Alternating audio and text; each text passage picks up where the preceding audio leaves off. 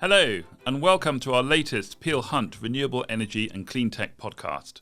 I'm Nick Walker, Peel Hunt's Head of Renewable Energy, Clean Tech and Sustainability Research. And today I'm delighted to have with us Ceres Power's CEO Phil Caldwell and Chief Commercial Officer Tony Cochrane. Good morning to you both. Morning, Nick. Good morning. It was a little over a year ago when I sat down with you, Phil, and we recorded our inaugural Ceres Power podcast.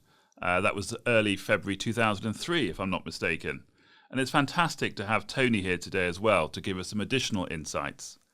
To get us underway, the first topic I'd like to get your thoughts on is the current status of the hydrogen market globally.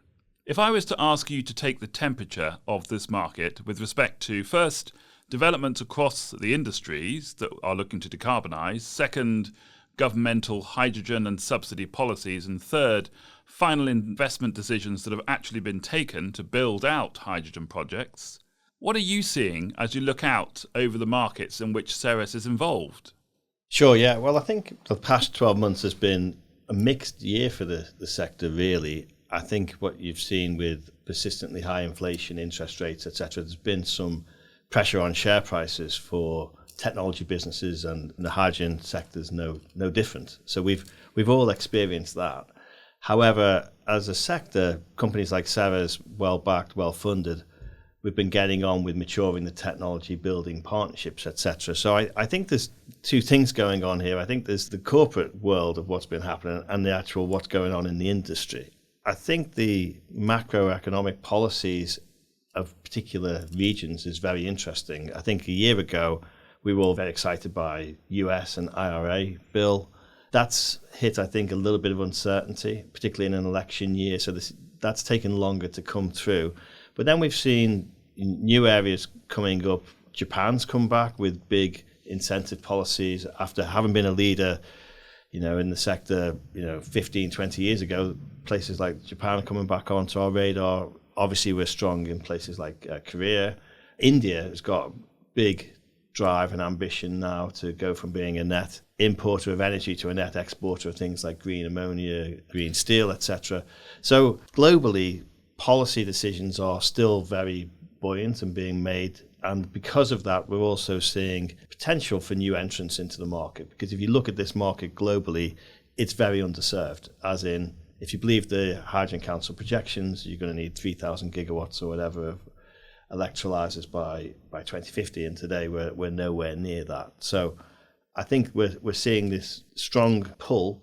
There's been some delays, I think, particularly in investment decisions based on some headwinds in the global economy, but on the medium to longer term, I think it's still looking very healthy.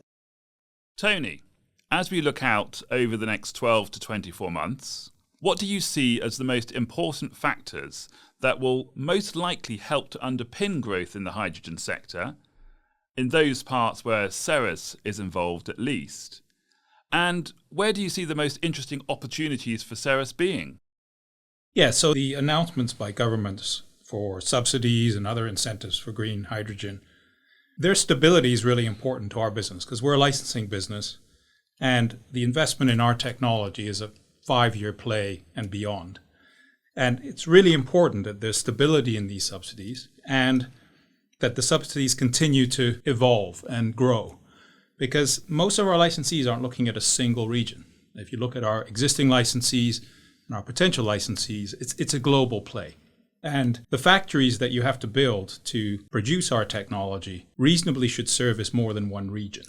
And so we're really excited because all of these developments create stronger and stronger business cases, and those business cases justify an investment in world-leading technology such as Ceres's.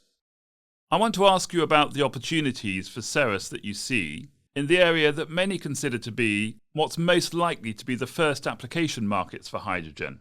That is, decarbonisation of heavy industry, those hard-to-abate sectors that today use a lot of coking coal and natural gas in some cases to generate a lot of heat to make basic materials. So I'm talking about iron and steel, aluminium, cement, glass, and also the production of ammonia for fertilizers, methanol, and other industrial chemicals.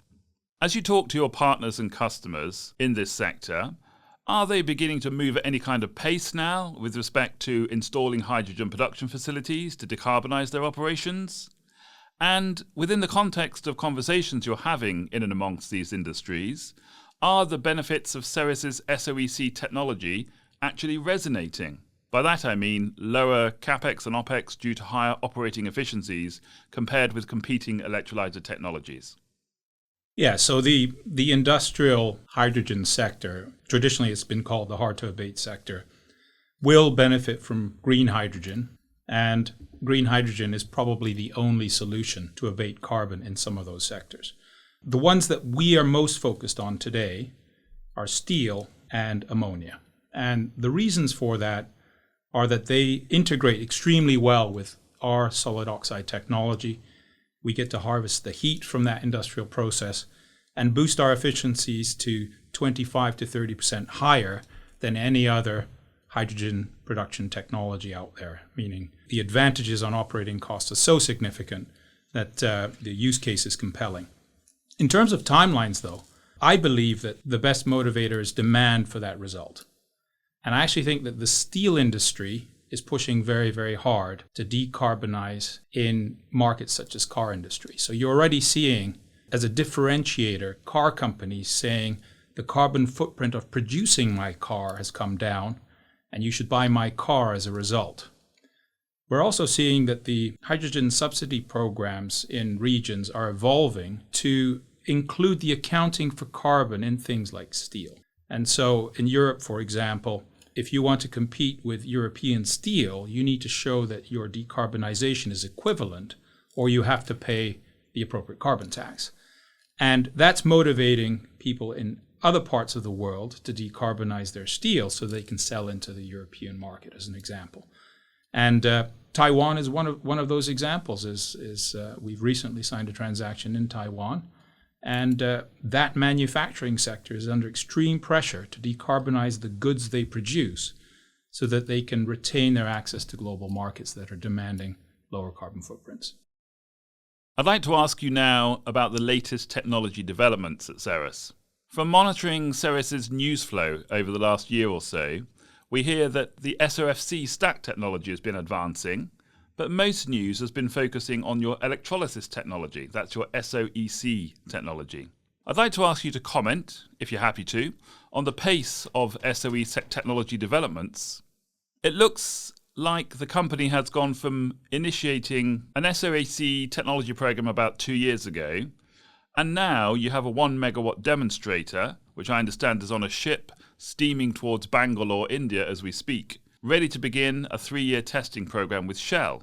Furthermore, Ceres has a 2 megawatt scale electrolyzer that it's been developing for Bosch and Linde to test, I believe early next year. It's been announced that you're developing a 5 megawatt electrolyzer module. And the goal, of course, is to have the technology ready to be fit for purpose for 100 megawatt plus or even gigawatt scale installations to decarbonise the hard-to-abate industries that we were discussing earlier. Could you please outline the key steps of this journey and, if possible, the time frame you think it will take until Ceres' technology is ready to be deployed at scale in the types of industrial scale applications that we've been discussing earlier in this podcast? Yeah, so on the EC development side, we're moving quite rapidly, and that's because we're building on 20 years of experience in solid oxide cells, and you can call them a fuel cell or an electrolyzer cell, so SOFC or SOEC.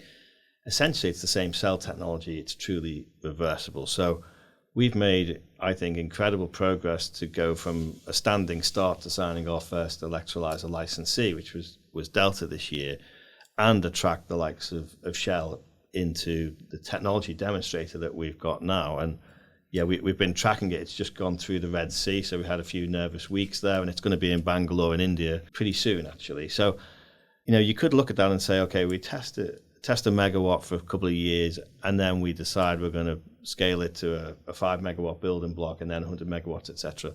The way we see this is we don't have the luxury of time to wait for that. So already at the module level, we already know that this has got world-beating efficiency. So the demonstrator gives us the chance to put it in a real-world conditions, water quality, how this integrates into an industrial setting, etc.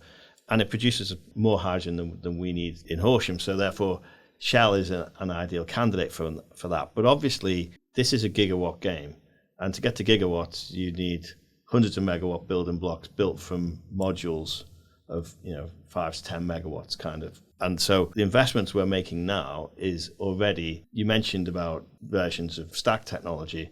One of the key things we've been working on in the past few years with industrialization partners like Bosch is larger stack technology. So the Gen 2 stack, which is the 640s, we're also using in first modules, but then they're going to get larger, and we build that into these 5 megawatt building blocks. In terms of a time frame, in parallel to the testing we're going to be doing with Shell, we're going to be developing these modules, and then obviously they'll be going hopefully into pilot demonstrations when they're ready. That's still obviously a couple of years kind of development from where we are today. We've got the relationship with Bosch and Linde as well. That allows us to do also testing and development with those partners in parallel. So we're starting to build up capability, not just in the terms of the technology at the cell and stack level, but at the modules and at real world plants, and also working with EPC partners, the people that actually build these plants, to feed back into what we need to do to get to that scale. Okay, well, Phil and Tony, thanks very much. That concludes part 1 of this 2-part podcast. In part 2, we'll be discussing a number of the major partnerships that Ceres has entered into, starting with the newest and the first dual SOFC and SOEC stack technology license with Delta Electronics of Taiwan.